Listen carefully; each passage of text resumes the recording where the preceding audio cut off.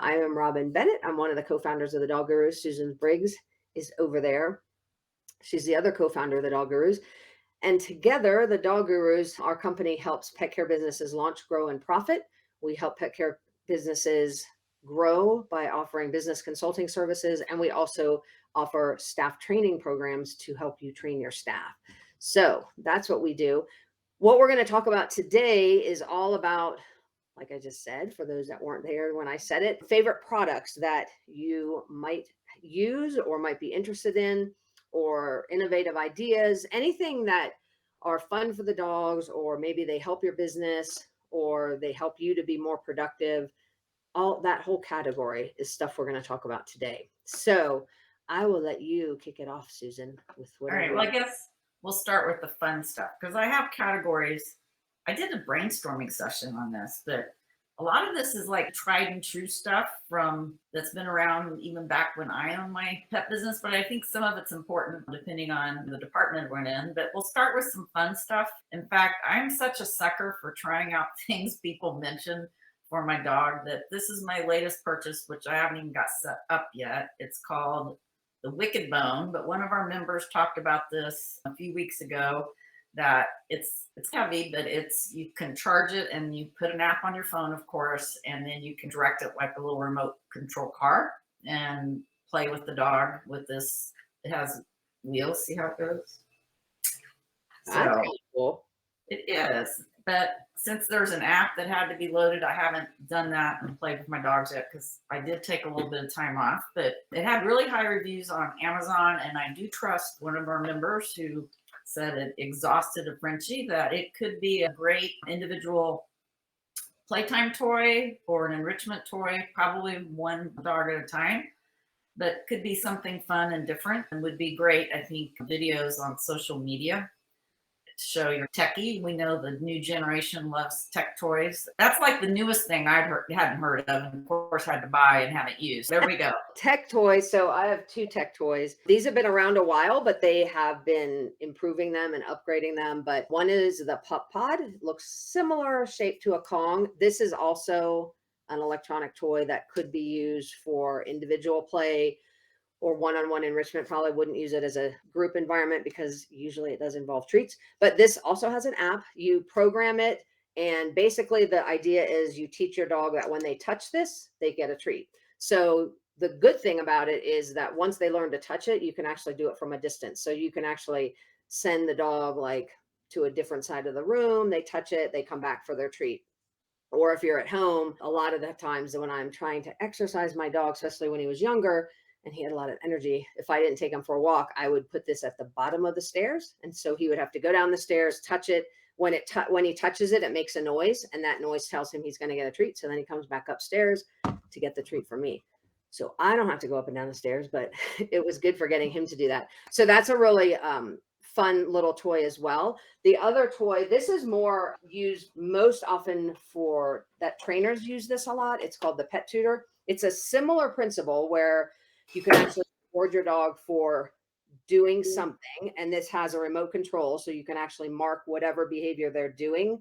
They might be doing it at a distance, and then they can come back here. And this, when you mark their behavior, this releases a treat and they can come back to this to eat it. So really good for teaching behaviors. Go to a mat when someone rings the doorbell, or go someplace instead of barking. I've seen it used in daycare environments to teach dogs to settle down in their enclosure or their crate. So a lot of times, again, trainers will use this where they can set the Pet Tutor on top of a crate.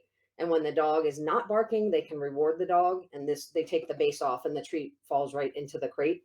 So it's a good way to reward behaviors like that. Probably more for trainers, I would recommend for the Pet Tutor than just like a daycare toy or something like that. With all of these toys, I will say that the other thing to conclude, and actually Leslie said some of these are pricey, which is true. Obviously, we would recommend charging for any things that you're using and including it in the cost of whatever supplies you're purchasing.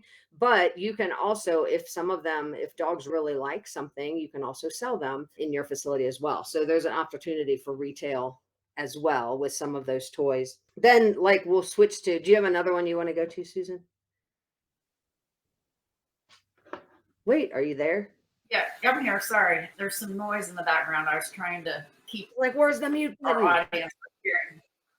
So, but no, that was all I had as far as tech toys. So you can go to the next category. So the next category was going to be non-tech toys. Probably the newest thing on the market that we have seen, which came out about a year ago, maybe not quite a year ago, from our friends at Blue Nine Pet Products, which is the Air Propel platform.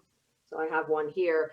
This can be used in conjunction with the Climb. So everybody who has been around us before knows that we're big proponents of the Climb training platform, because there are so many uses for it. This is a fitness type of piece of equipment. It has two different textures on each side. This texture is a little bit more raised, a little bit better if your dog has no idea where their feet are, or you can have more of a smooth texture. They have lines, so you can actually look at where the dog is placing its feet and see if it's balancing. And then the other thing I really like about this is you can inflate it or deflate it pretty easily. So when I first started teaching Ranger to use this, I kept it pretty flat, which means that when it's not inflated, right now it's not inflated that much, it's pretty steady. There's a tiny bit of roll, but not a ton, which means if you have a dog that's a little bit nervous about stepping on things that might move, you can adjust that air in it so that it's a little bit more stable. And then as your dog gets better, you can increase the air, makes it a little bit more of a balance exercise. But you can use it in conjunction with the Climb. You can use it by itself, whatever. But that's from Blue Nine Pet Products, is probably one of my favorite newer products that's out on the market from a fitness standpoint and just really for fun. Yeah, I think that heading down canine fitness activities is a great way to go. And like you mentioned, Robin, when you're doing some of these specialized activities that involve equipment, you can maybe charge a premium. You may have premium activities that get charged a little more because it may involve a tech toy or propel platform or something that you've invested in. And not all activities have to be the same price for the same amount of time. And you can show great videos as to why that benefit and value is there. Susan, what was the name of the dog bone? I was going to type it in the comments, but I forgot. Wicked Bone, Wicked. Bone. That's awesome. Yeah. All right, so we're going to switch for a second and maybe talk about products that you used or that I used or that you guys who are listening use in your pet facility that are helping just with the business overall. And Susan, you use the Wishy Wash. There's questions all the time about that. Yeah. So that's not a new product, but it's a product I think that a lot of people don't know about, some of those systems. So if you want to talk a little bit about that. Yeah, Wizzy Wash is like using chlorine tablets and is used a lot to spray your outdoor areas, patios, concrete, pebbles, gravel, whatever, to keep them sanitized. We used that when we had outdoor, and then we lost our outdoor space and we did a renovation. We actually put in the Aqua Air system, which was amazing as far as an indoor central vac as well as cleaning, disinfecting system. And I really noticed that my facility was a lot cleaner. There's different companies you can get those from, but there is, I think, definite value in investing in really quality cleaning systems. I think we both had floor scrubbers for our rubber daycare floors, which I can't imagine keeping those playrooms looking nice without, a floor scrubber or Aqua Air system. Yeah, my floor scrubber, so my story about that was I had at the time I bought it, it was not a huge facility. It was about 4,000 to 5,000 square feet of what we were cleaning every day, the daycare area. And it took 3 people 45 minutes each, like 3 working at the same time, 45 minutes to actually clean that whole floor. We did it twice a day, in the middle of the day when the dogs were up for nap time, and then at the end of the day. And it was like, it's physical labor. Like I would be in there sometimes helping, and you get bruises, blisters on your finger, and it wasn't a lot of fun.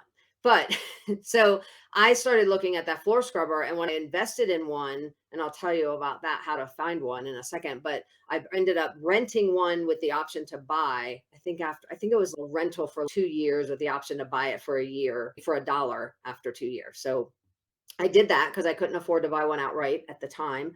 When I started using that, it took one person 15 minutes. So even though the cost was there, and my staff was like 1,000 times happier because it was so much easier to use, so much less physical work. And frankly, we still had to sweep up the dog hair, but we didn't have to do all the hosing down and the scrubbing squeegeeing the floor and all that, which is what I was doing for before we got the floor scrubber. But when you're looking at the cost, like I didn't even really think at the time about, I was thinking mostly staff morale, which has definitely helped. But I wasn't even thinking about the staff time, payroll time, that it actually was a huge savings long term because it was went from three people 45 minutes at a time to one person 15 minutes could clean the floor. And I always say when people ask me what kind of floor scrubber did you have? I don't know that's the most important thing. For me, the most important thing was finding somebody, a place that would service it. And so I always tell people go to your local, you'll find in every city a local maintenance or not maintenance, like cleaning a, I don't know what I'm trying to say, like a company that specializes in cleaning equipment. I don't know Yeah. what that, but Janitorial type a supply service. janitorial, commercial janitorial supply company. That's what you're looking for.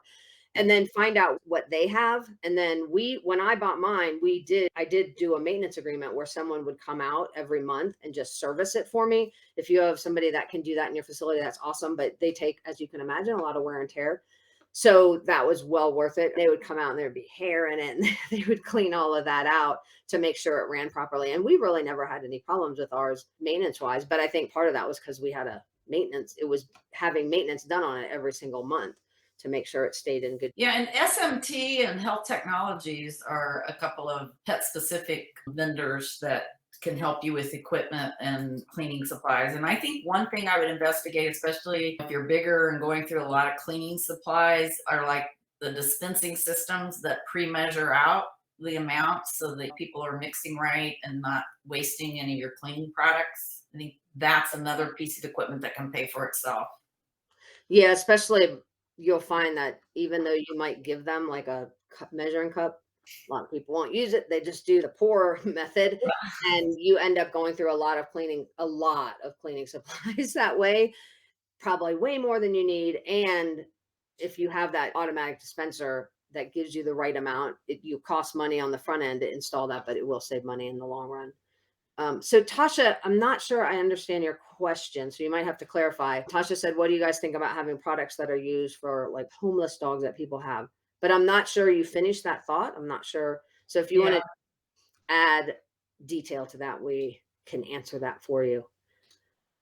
Okay, so other products that help your pet care business in terms of managing the dogs and that kind of thing, because we'll talk about productivity later. It's one of my favorite subjects. I think most people who have followed us have heard us talk about the Clean Bowls by Kin Inc. And I use these actually, so does Susan, for my personal dogs at home. Ranger eats out of this all the time. So this is a biodegradable sugarcane bowl. I was going to say paper, but it's not paper. It's a sugarcane bowl. It's biodegradable. It's good for the environment. It's very sturdy. So I can fill this with water in the morning. And usually I'll replace the water like every 24 to 48 hours, but it won't soak through. Like it's very sturdy.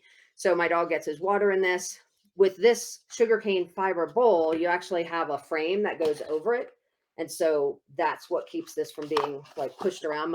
If I feed my dog just with this, he'll be walking all over the kitchen while he's eating. But once I put the frame over it, I also feed him in this. But all I have to wash is this frame, which about, I would say every 5 to 7 days, I throw this in the dishwasher, or I wash it myself. Otherwise, I just throw these out every day to recycle and feed them. And that's super, super good for me because I feed a raw diet to my dog. And I travel a lot.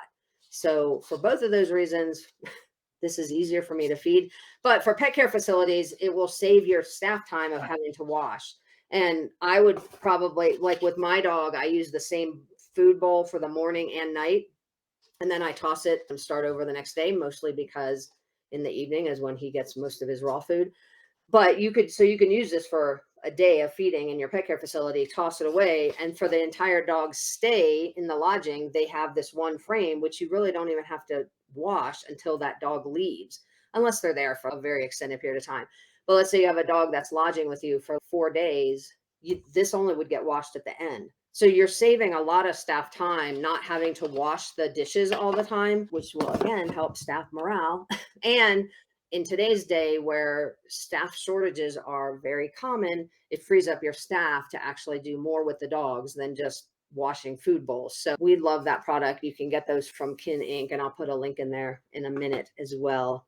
And I think they also help dogs with there's no residue or smell in the bowl or anything, so that they probably eat better, definitely drink better, because we've seen and have many friends do the water test, water in their old bowl and the Kin bowl, and which one do they select. And I think one thing we may not focus on is that drinking enough water when they're away from home is really important. And so facilitating that with the Kin bowl also helps in good well-being for dogs. Yeah, Leslie actually said, I think Kin bowls help keep disease away. I totally agree with that as well, because it does. It is cleaner. And if you go on the Kin website, I just put a link in there. He has all kinds of studies of germs. Like, he's given me studies before, and I'm like, oh, that's just gross. And if you've ever, so I used to feed out of a stainless steel bowl because that was the best. Everyone always told me that's the best. It's safest. Plastic isn't good because it'll cause problems and contains odors and blah, blah, blah. So I was used to feed from a stainless steel bowl. Have you ever picked up your dog's stainless steel bowl and touched the inside rim and it's like a slime? It's disgusting. There's like a Yeah. technical term for that other than really crappy bacteria, like whatever it is. There's like a technical term for that. And that slime, like I would wash the bowls the way I would wash my food, my plates, and it would still, the slime would still be there. You'd have to like literally scrub them. I don't worry about that now because it's bio. So BJ said is biofilm. Yeah, it's disgusting. So I definitely think that it is healthier. And to go back to what Susan just said about the clean bowl challenge, the reason I even started feeding the Kin bowl is we met Alex, who's the CEO of the company, at a trade show, and I didn't know him. And Susan and I are introverts, and we don't like to hang out after the trade show. We just like to go to the bar or go to a room or whatever. After the trade show, Alex would come over and be like, hi, I'm Alex, blah, blah, blah. And we're like, yeah, we got to go. Eventually one day, because we would see him at all the shows that we went to. And then eventually we saw him a couple of times and we just didn't know him. And so we just we wouldn't really strike up a conversation because we were busy during the show. And then when the show ended, we were like, gotta go. Anyway, one day he walked up and he goes, you should try the clean bowl challenge. And I was like, and I happened to have Ranger with me at that event. I was like, oh gosh, I'm gonna have to talk to this guy. Otherwise I'm just being rude now. And so what he said was, I'm going to put your bowl down with water and this clean bowl down with water, and we'll see what your dog likes. And we did it. And sure enough, every single time, I did it multiple times at home, every single time my dog would pick the clean bowl for the water. And then I started using it and fell in love with it. And we became friends with Alex. So long story short, it's a good product to check out too. But I do think it saves staff time. I think it's healthier for the dogs. And it's another thing you can market, that's the kind of bowls you're feeding from, to make sure that anything that promotes the health and well-being of the dogs is definitely a value. And another thing, there's some like slow feeder bowls that can be better for the health of the dogs that you can find, and ways to slow down. Really, they go through 2 cups of kibble was just amazing, but slowing them can be better for their health as well. So things like that. I know one thing I did in my business as far as staff productivity was when we were making the dinners, especially for dogs that were fed kibble, then we would also make their breakfast up and we would put them in the bowls. And I got the like racks that you see for restaurants that have trays in them. And we would stage them on those racks, which made it really easy by parts of the facility where they went. And so that was a big productivity win for our team. And then having the carts that you could then take the trays around and feed made it faster to just prep 2 meals at one time and label it. Yeah, we use the carts as well, but I like the idea of the racks. I'm going to go back to Tasha's question really quick, because she was talking about do you think it's okay to use secondhand stuff for dogs? And I do. I don't think there's anything wrong with it, but I think like anything, you have to make sure you have some kind of maintenance. This is for any toys or any bowls or anything you use. You have to have some process for inspecting it to make sure it's not wearing out, to make sure it's still clean, to make sure it still works, whatever it is. I don't think there's anything wrong with that. In fact, I don't know if Kong still has it, but Kong used to actually sell seconds to pet care facilities. They're like secondhand products. So I don't think there's anything wrong with that. I was going to just say something else about what you were I was going to say about productivity. We all have seen a wide range of where you keep the dog's supplies when they come to daycare. Owners will bring in a leash or a collar or dog treats or whatever. So my 2 tips. One is I used to have, like, open bins where people could bring their dog's stuff. What I found out is I don't like open bins because as soon as one owner sees that another owner has brought something, then they wanna bring it. So, for us, it was snacks at lunchtime. We did have a few owners that had puppies that would bring a snack, which was great because puppies need maybe a little mid-time meal. But then other owners was like, "Oh my gosh, I didn't bring lunch for Fifi." And then, like, within 4 months, everybody was bringing like a lunch for their dog. And we're like, these are adult dogs. They don't need a lunch. But it was like the whole keeping up with the Joneses thing. So, for one thing, I would not let people be able to see what everybody else is bringing. But I did see at a place when I was in Australia, I actually went to visit a place and they had those plastic shoe racks that like Mm. hang on the door and you can put all stuff in them. So they had that on a door, not where the clients could see, but in another area. And they had them late all of each little shoe rack area was labeled. But the reason she said they used those was because in case of emergency, they would just take that whole thing off the rack and take it out with them, which I thought was really a brilliant idea. So in my facility, I had an entire carabiner, a really large carabiner with extra leashes on in case of emergency. Because in case of emergency, I was not going to go find every dog's leash. I was just Right. going to have all my kennel leads, and I had an entire set for a quantity of every. If I was completely full, I had an extra leash on hand with from Campbell Pet that was on a carabiner. So if an emergency happened, I would be grabbing that carabiner and then grabbing the dogs. But they could just grab that whole shoe rack thing and carry it out, which I thought was a good idea. And those are good things to think about in the case of an emergency. Yeah, I actually did brainstorm some emergency stuff about extra crates and leashes. I think some emergencies we don't think about. We stored water in case the water got cut off. And sometimes that happens if you're on like a municipal water. So we have big fat 5 gallon buckets and we would swap it out. We also had like LED lights that we could run battery power or generator. Like you say, the safety. We had posts out in our parking lot, so we didn't have fencing, but we could string a clip and a cord between them, a steel cord. And then, like you did, the carabiners was our emergency exit plan. So having things like that is really important and have it staged for safety, either evacuation or loss of utility services. So productivity, we'll switch to that real quick. Looking around to make sure I didn't have anything else I wanted to show. I just started using this app because for the dog gurus, we use a productivity project management software called Monday.com, which I totally love. It's great for our team. But so here's my long story.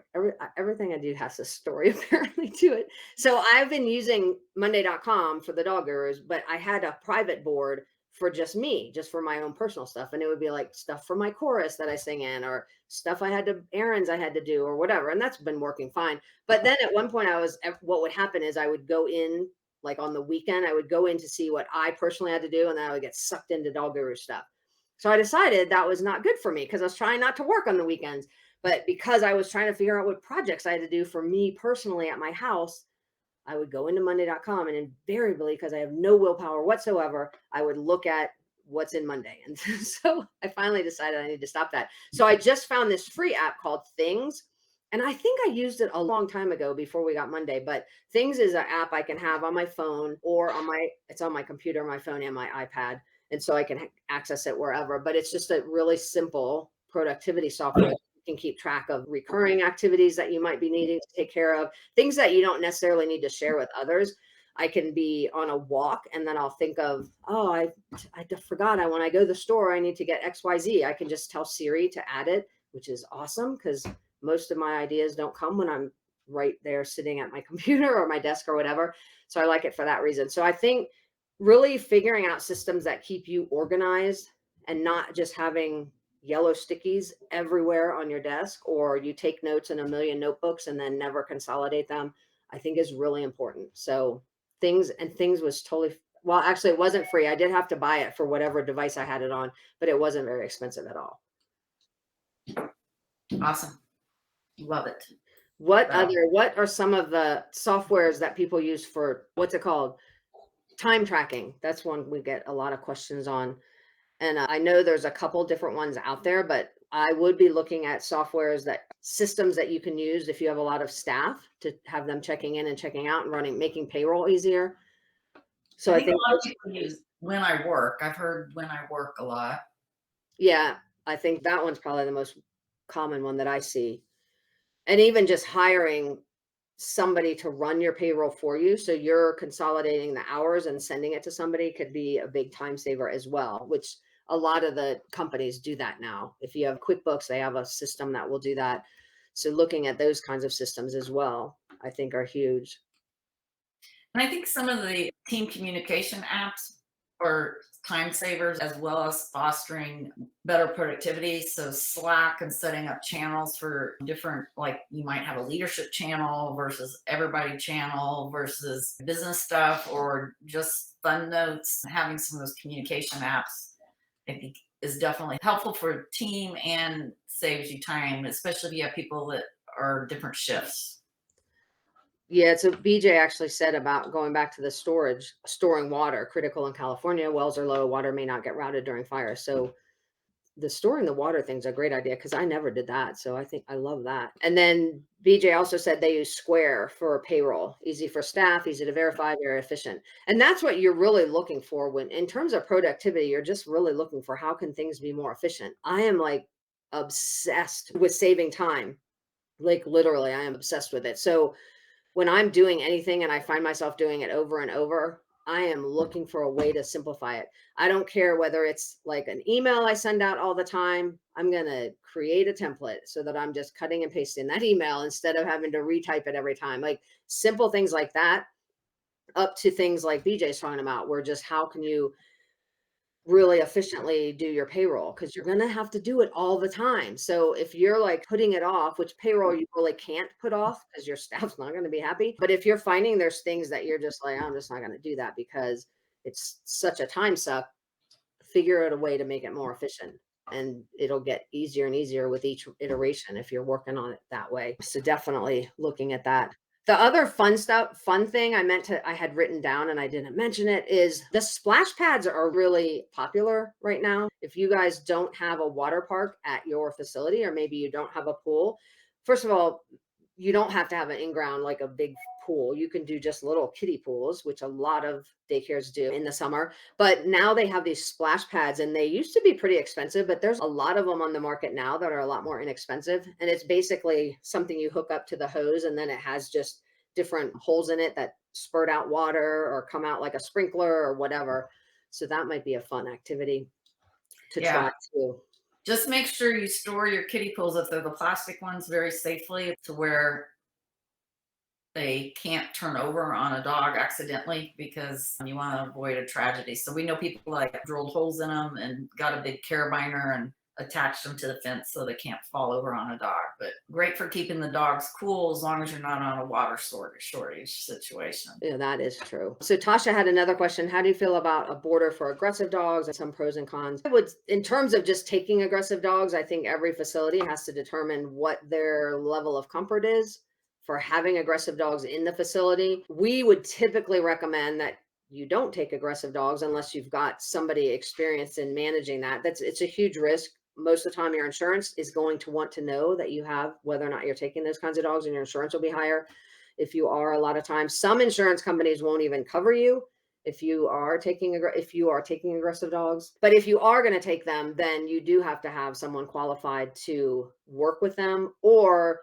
I know some facilities that do protected contact, which means they might take an aggressive dog but they never handle it. So they typically have indoor outdoor runs with a guillotine door where they can let the dog out. They have a way to feed the dog by sliding food in without ever having to bring the dog out. Me, this is totally just a personal opinion. To me, I don't think that's a very fun life for a dog. My standard of quality of care, for me personally, I wouldn't have that dog in my facility because it doesn't meet what I want to provide a dog in terms of standard quality of care. And the second thing is, if something happens, you have a fire, you have a hurricane, you have a wildfire, whatever, if you have something that happens and you have to get that dog out, who's going to get that dog out and how? So I think there's a huge risk for that too. But I do know a lot of facilities, especially facilities that have dog trainers that deal with aggressive dogs that will take those kinds of dogs in, I would be charging a good amount for that. So then she said they would be separate simply because these dogs are prisoners in their own home. They might be prisoners in their own home, but they're in a home at least, which is usually bigger than an enclosure. So that would be, again, I would say if you're going to have them, you need to assess the risk and what risk you're willing to take and that you're willing to put on your staff. And if you've got qualified people, you maybe have a trainer that's going to work with them, it's still a risk, but I would be looking at what you're charging and what you're doing with that dog. I don't Yeah, know. I think that the key is how can you make it as enriching experience as you can for them, and then also make sure that there's never a mistake to where that dog could get out and cause a problem. And so there's got to be a lot of safety measures put in place. Yeah, and then she did say for people who are able to go on vacation, they can't take their dog. And a pet sitter, you could have a pet sitter if you have a pet sitting department, you could have a pet sitter go over that, but you have all the same risks in Mhm. that And situation. maybe even more with it Yeah. being at some home. All right, what other things did we want to talk about? I'm going to look at my I notes. think Leslie wants us to talk about enrichment toys. If we have any cool enrichment toys. And I did have that category. One of my favorite are the licky mats that you can either put like peanut butter on with toppings. You can use cream cheese. You can use plain yogurt. So I love the licky mats. And of course, my food toys, I could show those that I keep up here. My French fries. I think I've shown these before. These are maybe a little harder to clean in a daycare environment, multi-use, but this one wouldn't be because this is a pod of peas, and you can put treats in the peas as well as in the pod, and there's 3 of them on little Velcro. This one takes JJ a while to work through. This one's definitely a lot easier, but I would just keep looking at and doing like searches on either Chewy or Amazon for puzzle toys. The puzzle mats are great as a buddy mat because you can up the difficulty. I think is cool. I'm typing a whole bunch of things, so hang on. Oh, okay. I was trying to think of one word and I just figured it out. Okay. Oh, I just put a whole bunch in there, but there's things you can buy. So there's like puzzles you can buy. You can do some of the toys that Susan bought, that Susan showed, the licky mats, snuffle mats as well. All of those things you can, but you can also just make some things on your own. So you can take a muffin tin that just use from a house or go to Goodwill or something and buy one, but you can hide treats in a muffin tin. If the dog finds that easy to figure out, then you can put treats in the muffle tin and muffin tin and put tennis balls on top of it. So the dog actually has to push the tennis ball or pick the tennis ball up in order to get to the treat.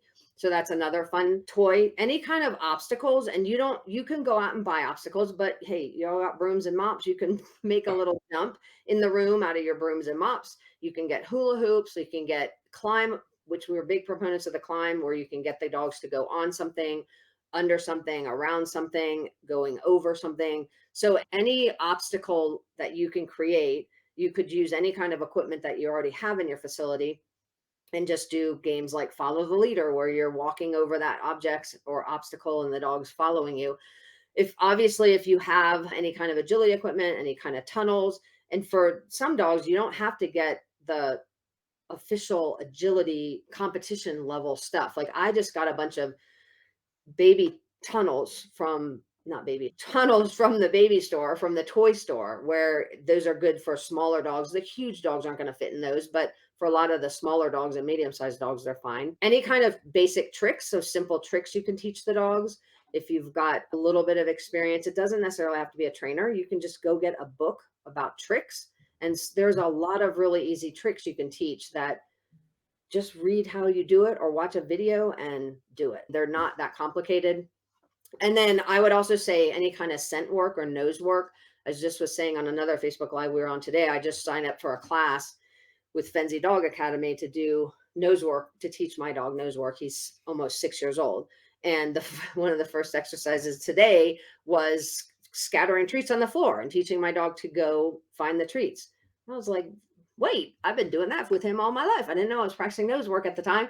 But anyway, so scattering treats on the floor, obviously I would not do that where there's a huge group of dogs, but individually, one-on-one, you can do that. Teaching dogs to find treats that are in a box. So again, don't have to really go buy anything. You just get some empty boxes when people deliver stuff to your facility. The buddy mats, as Susan talked about, and then flirt poles are another one. So there's pretty much anything that gets your dog thinking and active. Obviously, things like treadmills are another good, that's obviously an equipment based activity, but really you're just looking for anything that will get the dog thinking. It could be, there's 1,000 things you could probably use. Yeah, very easy. And I guess we're talking about this and time's flying by, but I just think about two things that I think I wish I would have done better when I had my facility. And the first one is I wish I would have purchased a big scale earlier than I did, as far as for we did a lot of lodging. And I think it's a must have piece of equipment if you're doing lodging, so that the entryway, especially if they're staying for a long time or it's a really small dog, you can have interim weight checks and then exit checks. Those scales, and they're not that expensive to get anymore. And one recommendation is you want a non-slip surface on the scale so that it's not stressful for the dogs to get on it. And then I would have better music set up within my facility. And we've been setting up playlists in Amazon. I just set up playlists for my parents when we were back visiting them. And Bluetooth speakers now are not that expensive to where you could set up and have Bluetooth speakers that you could connect to, and then have pleasing music for playlists, which is like classical or reggae, soft rock. And that's a form of enrichment as well, as far as creating an environment which is less stressful for the pet. So those are two things I wish I'd done better when I had my business. Yeah, those are great. And I would say Leslie put, I think this was when you were talking about the licky mats, $5 a day. They had a National Peanut Butter Day. That's a great idea. So Yeah. again, like all of these are ideas that hopefully are going to help your business be more productive or just be more efficient, be more fun.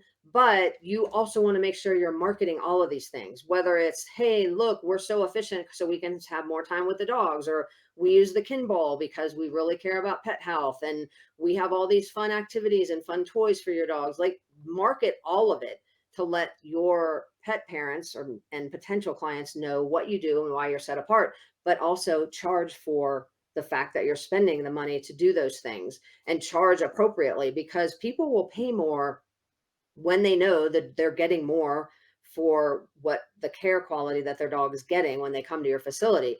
And you can, like I said, any of the activities that you do where you might use a piece of equipment or even certain treats, or maybe you use a certain type of licky mat or whatever, you can either sell that in your facility, or you can sell the activity, include the product with the first sale. Or if you don't want to deal with that, you can just set up an Amazon link so that you're an Amazon affiliate. And then when you say, hey, we use these licky mats today, your dog loved it, if you want to buy it, you can get it from Amazon or whatever, however it works. But you can generate revenue from all of this too. So it's not just about here's all the fun your dogs can have. You want to make sure that you can incorporate into your business plan a way to generate more revenue and make sure you're covering your costs for any of this stuff, because they are going to take more time. So you want to make sure that you have the staff and you can pay the staff, and that you're making sure your costs are being covered in whatever you're doing. So hopefully that all helps.